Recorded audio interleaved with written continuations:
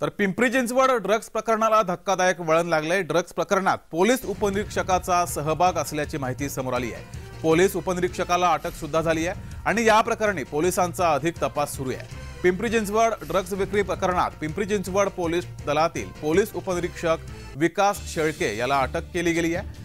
सांगवी पोलिसांनी गस्ती दरम्यान एका व्यक्तीकडून 2 कोटी किमतीचे 2 किलो एमडी ड्रग्ज हस्तगत केलं होतं। या प्रकरणी नमामी झा या हॉटेल चालकाला अटक केली होती।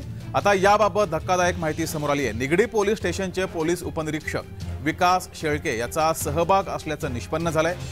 या प्रकरणी शेळकेला अटक केली असून पोलीस अधिक तपास करतायत।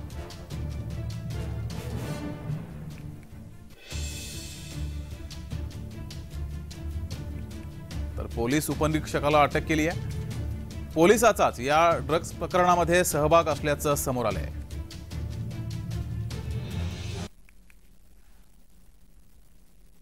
तर अधिक माहिती घेऊया, आपले प्रतिनिधी अविनाश परबत आपल्या सोबत जुडलेत। अविनाश, खरं तर पोलिसांचं काम असतं की कुठेही अशा प्रकारचे ड्रग्ज दिसू नयेत, सापडू नयेत किंवा अशा प्रकारची कोणतीही ड्रग्जची विक्री होऊ नये यासाठी पोलिसांकडून तपास केला जातो। मात्र पिंपरी चिंचवडमध्ये पोलिसाचाच सहभाग असल्याचं समोर आलंय। हो, अतिशय धक्कादायक बाब समोर आलेली आहे। तर सांगवी पोलीस हे रात्री गस्त करत असताना त्यांना एका माणसावर संशय आला आणि त्याला चेक केला असता त्याच्या जवळ असणाऱ्या बॅगेमध्ये 2 किलो 36 ग्रॅमच्या जवळपास ड्रग्ज असल्याचं पोलिसांच्या रात्री गस्त करणाऱ्या कर्मचाऱ्यांना सापडून आलं। त्यानंतर पोलिसांनी तपास सुरू केला असता त्यामध्ये चक्क निगडी येथे काम करणाऱ्या एका कर्मचाऱ्याचा सहभाग असल्याचं समोर आलं आहे। यानंतर संपूर्ण शहरामध्ये पोलिसांबद्दल नाराजी व्यक्त होत आहे। परंतु असं असताना देखील त्या चक्क हे संपूर्ण जे ड्रग्ज आहे ते 44 कोटीच्या आसपास असल्यामुळे प्रत्येकाच्या भोया उंचावल्या आहेत। परंतु चक्क पोलिसाचा यामध्ये सहभाग आहे, त्यामुळे ही संपूर्ण धक्कादायक बाबीकडे संशयाने पाहण्यात येत आहे। परंतु अजूनही पोलिसांचा तपास सुरू आहे। यामध्ये अजून कुणाचा सहभाग आहे, याचा कुठून आलं होतं, कुणाला विकण्यासाठी जाणार होतं आणि यामध्ये अजूनही कुणाचा सहभाग आहे का याचा तपास सध्या सुरू आहे। परंतु पोलिसांनीच हे अतिशय